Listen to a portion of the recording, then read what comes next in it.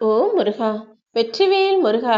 எனது அன்பு பிள்ளையே, நான் உனக்கு கொடுக்கப் போவது சாதாரணமான வாக்கோ ஆறுதல் வார்த்தைகளோ கிடையாது. இது உன் வாழ்க்கையில் சத்தியமாய் நிச்சயமாய் நடந்தே தீரும். நான் சொல்வதை முழுவதுமாக கேட்டு முடித்த 1 மணி நேரத்திலேயே உன் விருப்பங்கள் எல்லாம் நிறைவேறி உனக்கான நல்லதுவும் நிச்சயமாக நடக்கத்தான் போகுது. சொல்றத மட்டும் கவனமாக கேட்டு முடி என் செல்வமே. உன் வாழ்க்கையில எல்லா நல்லதையும் நான் நடத்தி முடிப்பேன். உன் எண்ணமும் செயலும் எந்த நிலையிலும் அடுத்தவருக்கு நன்மையானதாக இருக்க வேண்டுமே தவிர அடுத்தவருக்கு துன்பத்தை கொடுக்கிறியோ அதுதான் நாளைக்கு உனக்கு வந்து சேரும் என்பதை ஞாபகத்துல வச்சுக்கிட்டு மற்றவங்களுக்கு எதை செஞ்சாலும் மற்றவர்களிடம் எதை பேசினாலும் நல்லதை விதைக்கும் விதமாக நன்மையை தரும் விதமாக நடந்துக்கோ. நீ ஒரு கவலையை பத்தி நினைக்க ஆரம்பிச்சினா அதன் மூலமாக 1000 கவலைகள் வரிசையா ஞாபகத்துக்கு வரும். அப்படிப்பட்ட மாயை நிறைந்ததுதான் இந்த உலகமும் உன்னுடைய மனசும். எப்போதுமே முதல்ல ஒரு விஷயத்தை பத்தி நீ கவலைப்பட ஆரம்பிக்கும் போதே உனக்குள்ள ஒரு விழிப்புணர்வு வந்து போதும் நம்ம கவலைப்பட்டது, அடுத்து என்ன செய்யணுமோ அதை பார்க்கலாம்னு அப்போதே அங்கேயே உன் கவலைகளுக்கு முற்றுப்புள்ளி வச்சிடு. அப்படி இல்லைன்னா ஒரு விஷயத்துக்காக கவலைப்பட ஆரம்பிச்சின்னா அடுத்தடுத்து பல விஷயங்கள் ஞாபகம் வந்து உன் மனம் முழுவதும் சோகத்தின் நறுமணம் நிரம்பி வீசும் என் செல்வமே. அதனாலதான் தேவையில்லாத விஷயங்களை யோசிச்சு குழம்ப வேணான்னு நான் சொன்னேன். இந்த உலகத்துல குறைகளே இல்லாத குடும்பமும் கிடையாது, வலியும் வேதனையும் கஷ்டமும் பிரச்சனையும் இல்லாத மனிதனும் கிடையாது.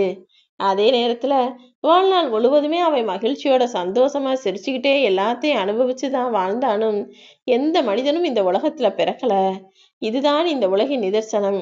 பிறந்தவர்கள் எல்லாருமே ஏதாவது ஒரு விஷயத்துக்காக கஷ்டப்பட்டு பிரச்சனைகள்ல மாட்டி முழிச்சு சிக்கி சீரழிஞ்சு சரி செஞ்சு அதுக்கப்புறமா தான் சந்தோஷமா வாழ்ந்திருக்காங்க. நீயும் இதுவரைக்கும் எல்லா கஷ்டங்களையும் பட்டுட்ட.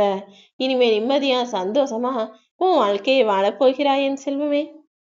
நீ கேட்டதையெல்லாம் நான் உனக்கு கொடுக்கலன்னு என் மேல கோபப்படுறியே.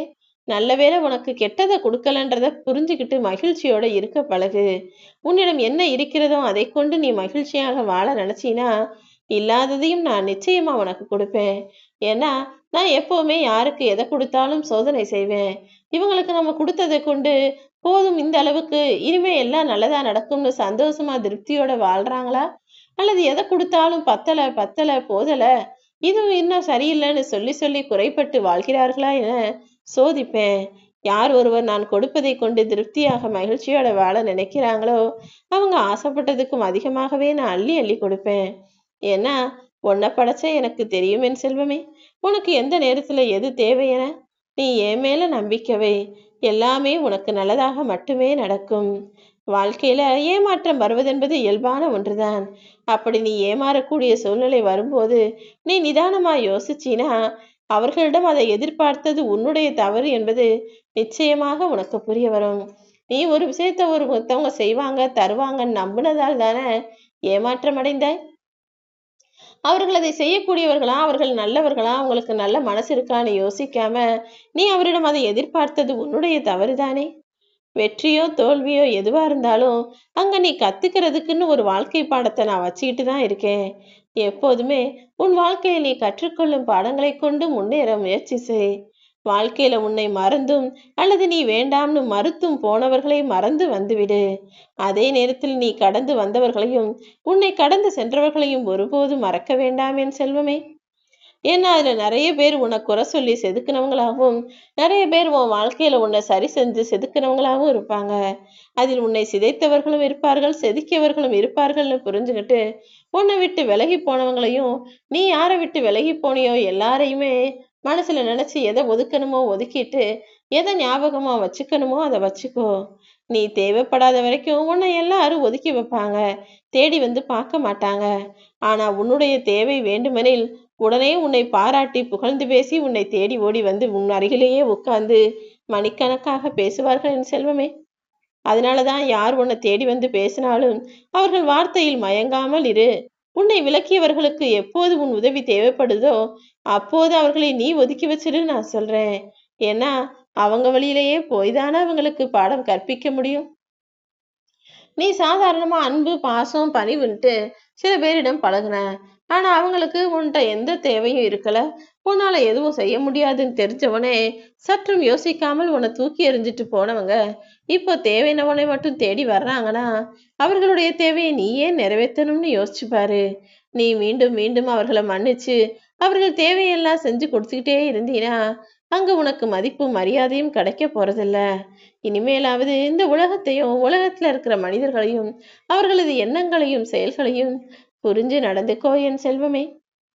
நீ பலமான ஆள் என்பது எப்படி தெரியுமா?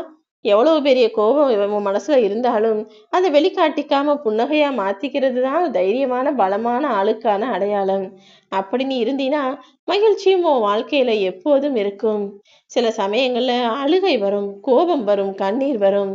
ஆனா எது வந்தாலும் எல்லாத்தையும் உள்ளேயே அடக்கிக்கிட்டு உன்னை நீயே சரி செஞ்சுக்கிட்டு சிரிப்பது என்பது அவ்வளவு சுலபமாக வந்துவிடக்கூடியதல்ல.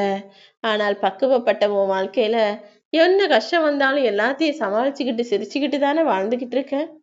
இந்த சிரிப்பும் சந்தோஷமும் உண்மையானதாக நிரந்தரமானதாக உனக்கு நிம்மதியை தரக்கூடியதாக இருக்கும்படி நான் பார்த்துக்கிறேன்.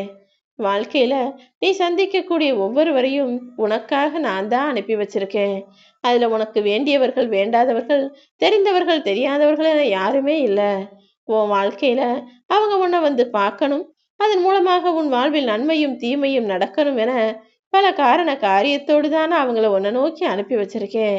இதுக்கெல்லாம் காரணம் உன்னுடைய பூர்வ ஜென்ம வினைகள் தான் என் செல்வமே. நீ இதற்கு முன் ஜென்மத்துல நல்லது செஞ்சிருந்தீங்கன்னா உன்னை நோக்கி நல்லவர்களை அனுப்பி வச்சு அவர்கள் மூலமாக உனக்கு நன்மைகளும் நடக்க வைப்பேன். ஆனா நீ கெட்டதோ ஏமாற்றத்தையோ துரோகத்தையோ அடுத்தவங்களுக்கு செஞ்சிருந்தீனா அதன் மூலமாக சில கெட்டவர்களும் சில துரோகிகளும் உன்னை சந்திச்சு நீ செய்த தவறுக்கான தண்டனையை உனக்கு கொடுத்து உன் பாவத்தை போக்குவார்கள். வாழ்க்கையில எதிர்பார்ப்பும் ஆசைகளும் இல்லாத மனிதர்கள் யாருமே இல்லை. ஆனாலும் நீ எதிர்பார்ப்பது போலவும் ஆசைப்படுறது போலவும் இங்கு எதுவும் நடப்பதும் இல்லைதானே. அதனால என்ன நடந்தாலும் எல்லாம் நன்மைக்கேன்னு ஏத்துக்கிட்டு மகிழ்ச்சியாக வாழ பழகு. நான் வகுத்த உன்னுடைய வாழ்க்கையில பல திட்டங்களை உனக்காக போட்டு வச்சிருக்கேன். நீ போடும் திட்டங்கள் எல்லாம் வெற்றி அடையவில்லையே என கவலை கொள்ளாதே. உனக்கு வாழ்க்கைக்கு ஆரம்பமாகவும் முடிவாகவும் நான் தான் இருக்கேன். இடையில சில பல குழப்பங்கள் உன் வாழ்க்கையில நடந்தது என்னவோ உண்மைதான். ஆனா உன்னுடைய எண்ணங்கள் மூலமாகவே உன் வாழ்க்கையை நான் அழகாக மாற்றுவேன்.